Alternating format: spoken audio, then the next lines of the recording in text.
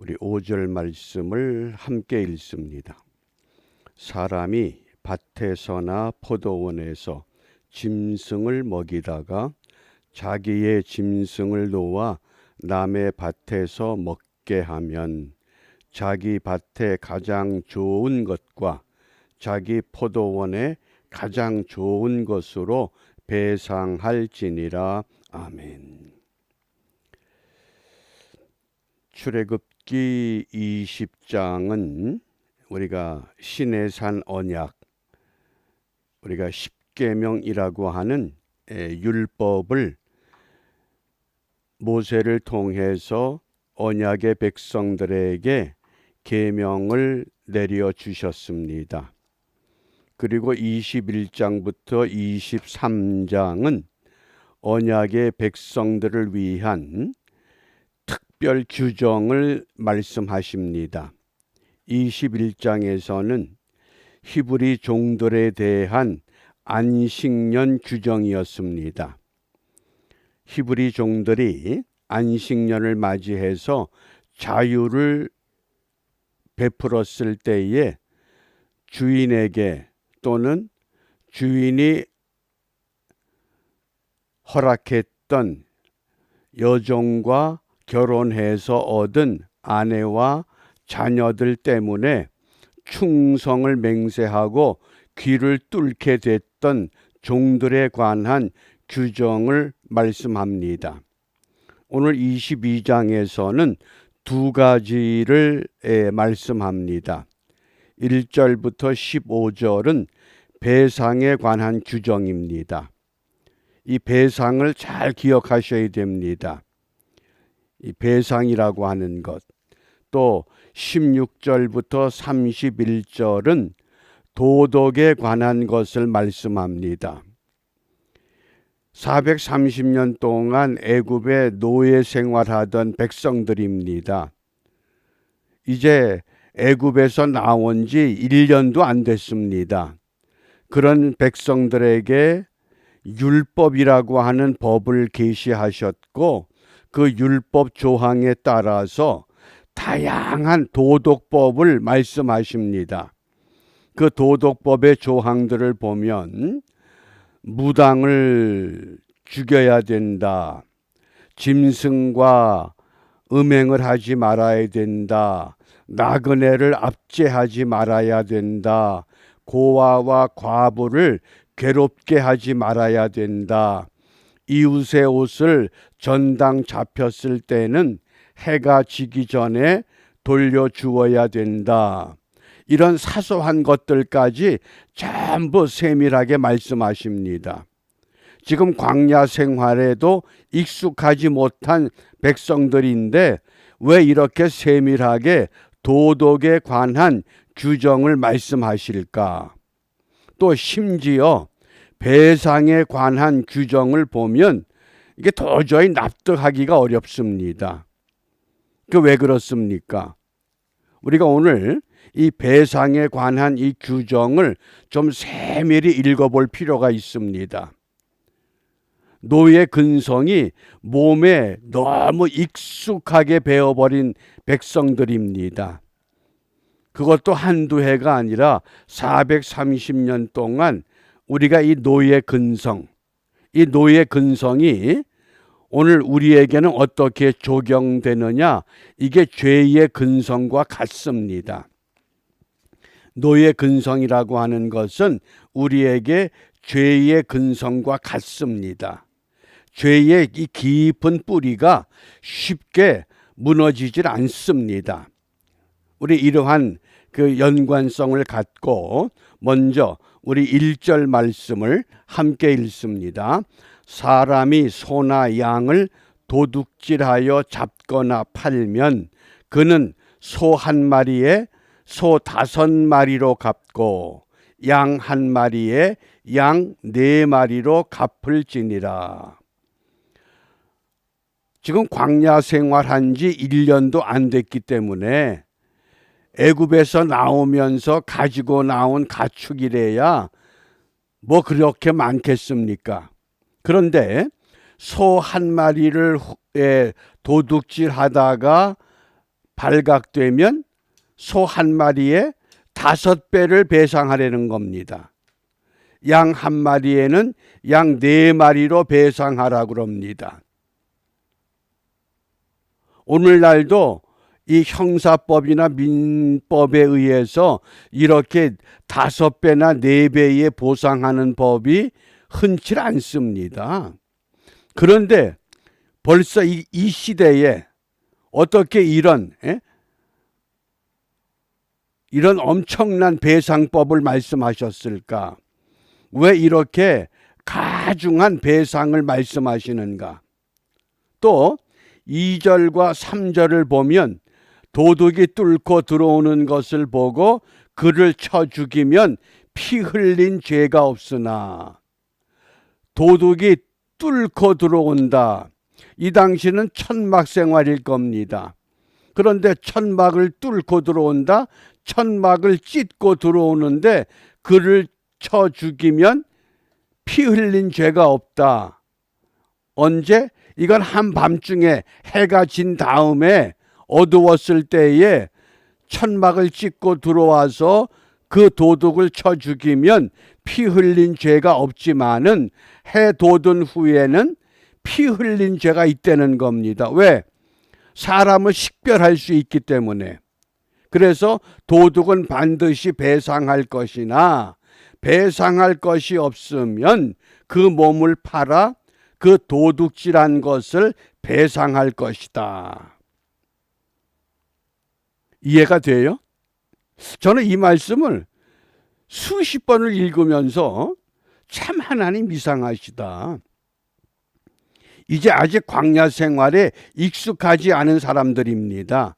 애굽에서 나온 지 이제 불과 3달밖에 4달밖에 안 돼서 애굽에서 나오자마자 마실 물이 없습니다. 먹을 게 없습니다. 불평하고 원망하는 사람들입니다.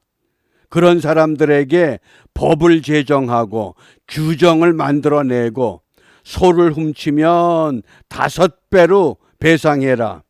양을 훔치면 4배로 보상해라. 도둑이 쳐들어오는데 한밤중에는 쳐 죽이면 괜찮다. 낮에는 피 흘린 죄가 있다. 반드시 배상해야 된다. 그러면서 또 4절에 보면 도둑질한 것이 살아서 그의 손에 있으면, 도둑이 물건을 훔쳤습니다. 그런데 소나 낙이나 양을 막론하고 갑절을 배상해라. 여기에 중요한 원리가 무엇이냐? 배상의 원리라는 겁니다. 배상의 원리. 왜 이렇게 배상을 강조했느냐? 그래서 이 배상이라는 단어를 기억하셔야 됩니다. 히브리 단어에 이 배상이라는 단어를 찾아보면 샤람이라고 사용합니다. 샤람이라는 단어가 뜻이 3가지입니다. 온전하다, 완성하다, 끝나다, 이런 뜻입니다. 샤람, 온전하다, 완성하다, 끝나다. 그런데 이 단어가 신약에서 어디에서 사용됐느냐? 예수님께서 십자가를 지시고 십자가에서 7번 말씀하셨을 때에 다 이루었다, 이렇게 말씀하십니다. 다 이루었다. 그때 그 말씀이 테텔레스타이, 그 동사 원형이 텔레오 그럽니다. 테텔레스타이, 다 이루었다. 무엇을 다 이루었습니까? 모든 사람들이 죄를 지었는데 그 죄값을 완전히 배상했다, 그 뜻입니다. 그것이 테텔레스타이, 그래서 끝냈다, 수행했다, 완납했다, 그 뜻입니다. 끝냈다. 그것이 배상한 겁니다. 누가? 과거의 광야 시대에서는 물건을 훔친 사람이 소는 5배로 양은 4배로 배상하는 샤람이란 제도로 규정했지만은 신약에 와서는, 은혜 시대에 와서는 예수님께서 자기 몸을 희생의 제물로 테텔레스타이 완전히 끝냈다는 겁니다. 이렇게 보면 이 배상의 제도가 너무 가혹한 것 같지만은 이 가혹한 것이 결국은 하나님의 사랑으로 그 아들을 통해서 우리에게 완전히 해결됐다고 하는 것을 우리가 이해할 수 있고 믿을 수 있습니다. 이해가 되시죠? 이게 배상의 제도라는 겁니다. 샤람이라고 하는 것과 이 텔레오라는 그래서 이것이 이렇게 신약의 은혜와 연결이 되는 겁니다. 그러니까 신약에 보면 과거에 이 노예들이 자유를 누리기 위해서 어떤 방법을 택했습니까? 빌레몬서에 보면 오네시모라고 하는 종이 나도 한번 자유를 누려보자. 그리고 어떤 방법을 선택합니까? 주인집에서 몰래 주인의 귀중품을 훔쳐가지고 도망을 합니다. 도망을 했다가 공교롭게도 붙잡혀서 감옥에 갇혔는데 그 감옥에 사도 바울이 있었습니다. 사도 바울이 오네시모로부터 그의 모든 행적의 이야기를 듣습니다. 그리고는 오네시모의 집에서 도망쳐 온 것을 알고는 그 오네시모에게 사람이 어떤 삶을 살아야 되느냐, 그리고는 그 오네시모에게 빌레몬의 집에서 그렇게 들었던 예수 그리스도에 대한 그 은혜를 깨닫지 못하고 감옥에서야 비로소 바울을 통해서 예수님을 만났습니다. 예수님을 만난 후에 이 오네시모가 감옥에서 나갈 때 바울이 이 오네시모의 손에 빌레몬서라고 하는 편지를 급하게 작성을 하고는 그 편지를 오네시모를 통해서 빌레몬에게 보내준 것이 빌레몬서입니다. 그 빌레몬서를 들고 오네시모가 빌레몬을 찾아갑니다. 당시 제도에 따르면 오네시모가 빌레몬을 찾아가면 오네시모는 이건 극형을 받을 수밖에 없는 죄인입니다. 그런데 편지의 내용이 사도 바울이 무엇이라고 적었습니까? 이 오네시모는 너희에게 손해를 끼친 그 모든 손해배상을 내가 갚아주겠다. 바울이 재정 보증을 섰습니다. 그리고 이제부터는 이 오네시모를 너희들의 동역자로 인정을 해 주어라. 재정 보증, 신원 보증을 세운 겁니다. 무엇 때문에? 예수님 때문에. 하나님께서 저와 여러분들을 죄로 말미암아 완전히 죽어야 되는데 그 아들 예수 그리스도로 말미암아 우리를 배상해 주신 겁니다. 왜? 그게 하나님의 사랑이라고 하는 겁니다. 십자가의 사랑이 이렇게 우리에게 실현됐다고 하는 것, 그것이 오늘 출애굽기 22장의 배상의 원리라고 하는 것, 우리가 이것을 생각해 보면 사랑이 율법의 완성이 되었다고 하는 그 말씀의 의미를 오늘 22장을 통해서 왜 이렇게 가중한 배상의 원리를 말씀하시는가? 광야 생활에 아직 익숙해지지 못한 하나님의 백성들, 그런데 이렇게 가중한 배상의 원리, 소 한 마리를 훔쳤느냐? 5배로 갚아라. 양 한 마리 훔쳤느냐? 4배로 갚아야 된다. 이 엄청난 배상의 원리를 말씀하신 까닭은 장차 너희들에게 이 배상의 원리를 통해서 독생자 예수 그리스도를 통해서 너희들의 중한 죄를 어떻게 벗어야 하는가를 오늘 우리에게 말씀하시고 우리를 사랑하시는 하나님의 그 극진한 사랑, 그러므로 십자가의 진한 고통이 없이는 우리가 이 노예 근성, 죄의 노예 근성을 버리지 못한다고 하는 것을 말씀하신다고 하는 겁니다. 우리가 일제 36년에 이 압박의 근성이 우리 문화 속에서 아직도 잔재해 있다고 탄식합니다. 왜 그럴까요? 역사학자들의 분석에 의하면 부정적인 요소가 있습니다. 삼국시대 때에 전체 인구의 노비가 4 내지 5%가 노비라고 그럽니다. 그런데 이씨 조선 시대의 이 노비가 40 내지 50%라고 그럽니다. 그런데 실질적인 노비는 그 당시에 백정들, 또 그 당시에 기생들, 이런 하층 구조를 다 포함하면 70%가 거의 노비와 같은 구조입니다. 주인의식이 없는 사람들, 그러니까 주인의식이 없는 사람들이 대부분이었기 때문에 36년 동안 일제의 압제를 받음으로 인해서 그 일제의 압제를 통해서 노예 근성이 그대로 살아남는데, 노예 근성은 무엇이냐? 노예 근성이 심리학자들이 이렇게 설명합니다. 노예 근성에 익숙해지면 어떤 현상이 나타나느냐? 누구의 쇠사슬이 더 빛나는가? 누구의 쇠사슬이 더 무거운가? 자기의 쇠사슬을 서로 자랑하고 서로 비교한다는 겁니다. 무슨 이야기예요? 내가 노예인데 노예들끼리 내 쇠사슬이 더 빛난다, 내 쇠사슬이 더 무겁다, 그러면서 자기의 노예 근성을 더 뽐내는 이런 현상.